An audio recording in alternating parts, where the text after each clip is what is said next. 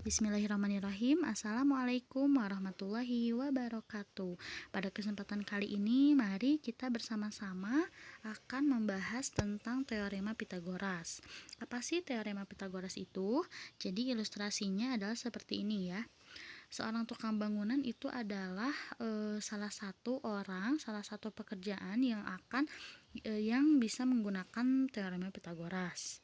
Karena cara membuat sudut siku-siku bangunan adalah merupakan ilmu yang sering digunakan dalam pelaksanaan pembangunan konstruksi gedung bertingkat tinggi. Jadi ketika sudut siku pada sebuah bangunan itu bagus atau sesuai dengan Pitagorasnya, maka bangunan tersebut akan terlihat kuat dan bagus ya, keindahannya juga sangat berpengaruh.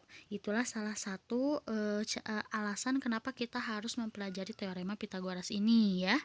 Nah, untuk selanjutnya, siapa sih yang menemukan Pitagoras itu? Nah, ini dia yang menemukan Pitagoras.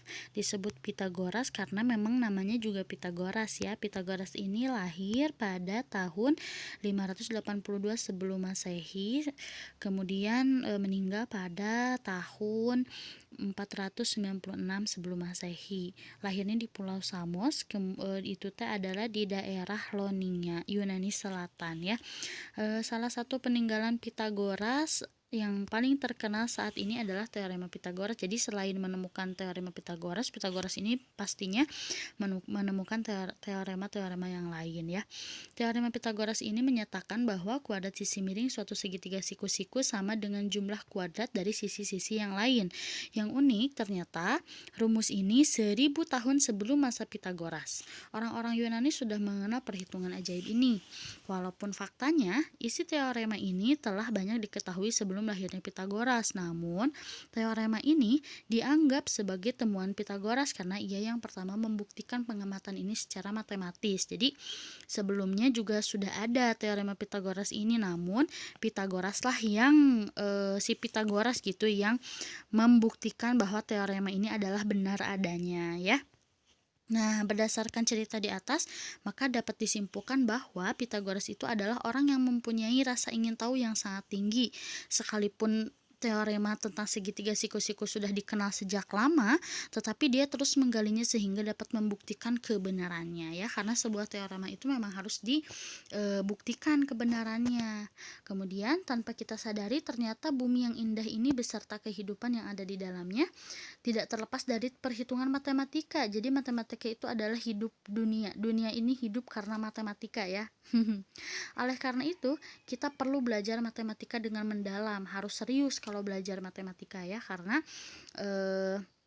matematika adalah sebuah kehidupan ya. Selain itu, matematika juga adalah ilmu yang menarik untuk kita pelajari, bukan ilmu yang menyeramkan seperti yang dikatakan oleh orang-orang. Karena telah banyak sejarah yang menceritakan tentang peran matematika dalam memajukan peradaban manusia. Salah satunya adalah teorema Pitagoras yang menjadi pelopor perkembangan ilmu geometri dan arsitektur. Nah, sampai di sini dulu. Jadi hari ini kita mempelajari tentang sejarah Pitagoras ya. Untuk berikutnya silahkan kalian buat atau cari rumus Pitagoras itu yang seperti apa dan bagaimana, boleh dituliskan di buku tulis, kemudian difotokan dan dikirimkan ke grup Telegram. Terima kasih telah menyaksikan. Assalamualaikum warahmatullahi wabarakatuh.